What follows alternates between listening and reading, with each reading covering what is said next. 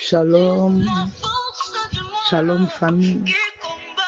Alléluia, nous sommes à l'heure de la bénédiction. Et ce matin, je viens parler à une personne. Ce matin, je viens juste parler à une personne. Amen, amen. Qui me suit chaque matin à l'heure de la bénédiction.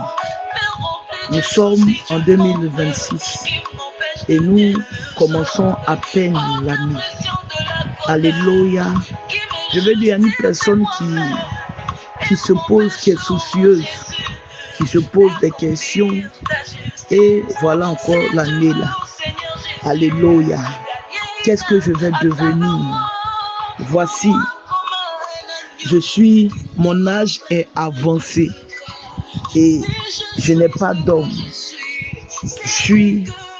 Malgré mon âge, je ne suis pas encore marié. Oh, mes petites sœurs se marient. Autour de moi, mes amis, mon âge est avancé. Et financièrement même, c'est compliqué. Je ne suis même pas encore indépendante financièrement, malgré tous mes efforts, malgré tout ce que je fais. J'investis, ça ne réussit pas. Je fais cela et ça ne marche pas. Alléluia. Je ne sais pas ce qui se passe dans ma vie. Je ne sais pas ce qui se passe, mais toujours les mêmes choses. Et la prière que tu fais, tu dis Seigneur, souviens-toi de moi. Je t'en supplie, souviens-toi de moi. C'est ta prière que tu as fait la nuit de la traversée. Seigneur, vois mon cas. Voici ma vie, voici mes enfants. Seigneur, vois mon cas. Voici mon mariage, voici mon travail. Seigneur, vois mon cas. Tu as parlé, tu as crié, tu as dit au Seigneur de voir ton cas. Alléluia. Mais je t'annonce ce matin que oui, Dieu voit ton cas. Mais qu'est-ce que toi tu fais pour Dieu?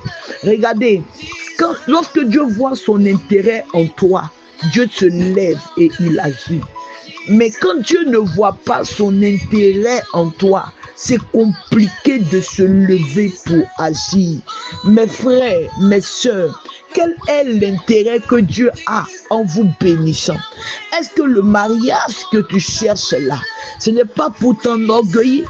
Le plus souvent, nos sœurs d'aujourd'hui entrent dans le mariage parce qu'elles ne veulent pas rester seules, parce qu'elles voient son âge, elle est en train d'avancer. Peut-être qu'elle a 30 ans, peut-être qu'elle a 40 ans, elle a 45 ans. Et sa condition est comme ça, il n'y a pas d'homme. Alléluia. Et elle aspire au mariage sans pour autant vouloir ça pour les bonnes manières. Elle veut se marier, alléluia, pour qu'elle aussi on dit qu'elle est mariée, pour qu'elle aussi elle porte une alliance, pour qu'elle aussi on la voit. Et elle ne connaît même pas la valeur et le poids du mariage. Alléluia. Vivre avec un homme, on appelle ça un foyer. Et dans un foyer, il y a tout, mes soeurs. Dans un foyer, là, il y a le feu. Alléluia. Et donc, prépare-toi au feu dans le foyer. Est-ce que tu ne veux pas te marier pour montrer à tes soeurs que toi aussi tu t'es marié, pour montrer à tes amis que toi aussi tu t'es marié? On ne se marie pas pour ça. Alléluia. On se marie pour rendre heureux une personne. On se marie pour faire du bien à une personne. On se marie pour être utile à une personne. Lorsque tu comprendras que tu te maries pour être utile dans la vie d'un homme, pour être utile dans la vie d'une personne, pour l'aider à le tirer vers le haut, c'est en cela que Dieu te fera grâce. Et tu te maries aussi pour rendre gloire à Dieu. Parce que ton mariage là doit emmener des personnes à Dieu. Ils vont dire, mais avec son âge, elle a pu entrer dans le lien du mariage. Ah, son Dieu est puissant. C'est en cela que Dieu se glorifiera dans ta vie. Quel est l'intérêt de Dieu dans ta vie? 2026, il faille que Dieu ait son intérêt dans ta vie. Et tu verras se manifester. Dieu avait l'intérêt dans le mariage d'Esther. Parce que de par Esther, sa tribu devait être sauvée.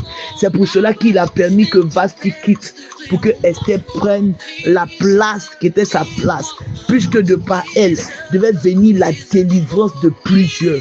Dieu a permis que Anne conçoit un enfant parce que l'enfant là appartenait à Dieu. L'enfant là était l'enfant de la promesse qui devait bouleverser les choses. Quand Dieu voit son intérêt, aussitôt il lève les mains. Aussitôt il se lève et il agit. 2026, il faille que Dieu ait son intérêt dans toi. Qu'est-ce que tu fais dans la maison de Dieu? Est-ce que tu ne fais pas partie de ces personnes-là qui disent que moi, mon argent, là, c'est mon argent. Ce n'est pas un homme de Dieu qui a travaillé pour moi. Des personnes qui raisonnent comme ça. Regarde. À César, ce qui appartient à César. Et à Dieu, ce qui appartient à Dieu. Si tu veux réussir 2026, sois un chrétien, une chrétienne, ou bien je peux dire même un religieux qui paye ses dîmes, qui fait ses offrandes, qui pose ses actions de grâce. Alléluia. Mais au-delà de toutes ces choses-là, confie ton année 2026 à Dieu en tissant alliance avec Dieu.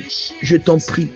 En tissant alliance pour ton mariage, en tissant alliance pour tes activités. Bâtis un hôtel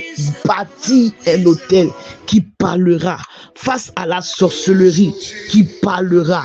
Bâtis un hôtel, je t'en prie, face à la sorcellerie qui est en train de détruire ta famille, qui parlera pour toi, pour tes enfants. L'hôtel là, c'est le sang. L'hôtel là, c'est le sang. Je t'en supplie, bâtis un hôtel. C'est le sang parce que c'est ta douleur. L'hôtel, on ne bâtit pas ça avec 10 000. On ne bâtit pas ça avec 20 000. On bâtit un hôtel au minimum avec 50 000. Bâtis un hôtel qui va crier pour toi, qui va garder tes enfants, qui va garder tes petits-enfants, qui va garder ta vie. Aujourd'hui, la sorcellerie bat son plein. La méchanceté, la jalousie de gauche, de droite se lève pour nuire à notre vie. Le monde aujourd'hui est terrible et dangereux. Les écroulements de maisons ne s'arrêteront pas. Les maisons qui prennent feu ne s'arrêteront pas. Non, non, le mal là ne va pas diminuer. Au contraire, je t'annonce que ça sera encore doublé au nom de Jésus. Le diable va travailler encore plus puissamment parce qu'il voit que Jésus est à la porte. Le diable va travailler encore plus puissamment. Ce qui peut te sauver dans cette histoire-là, il s'appelle Jésus-Christ de Nazareth. Donc confie-lui ta vie, bâtis ton hôtel. Et tu verras que 2026 sera pour toi l'année où Dieu se souvient de toi, où les choses prennent forme, où Dieu te tient par la main et il va. Que Dieu bénisse la journée d'une personne, que la main de Dieu soit sur ta vie, que le sang de Jésus te couvre et qu'il te donne la victoire. Va et rentre sain et sauve à la maison, parce que la main de Dieu est sur toi, parce que Dieu se lève pour toi. Oh, la Bible dit, quand il s'élève, nos ennemis se dispersent. Shalom famille, c'était avec vous la servante de Dieu Bénédicte Kokou. Si vous avez besoin d'une orientation quelconque, qu'on vous écoute, qu'on parle avec vous, nous sommes au numéro suivant, plus 225 07 09 24 55 31. Que mon Dieu vous bénisse. Shalom famille, bonne journée.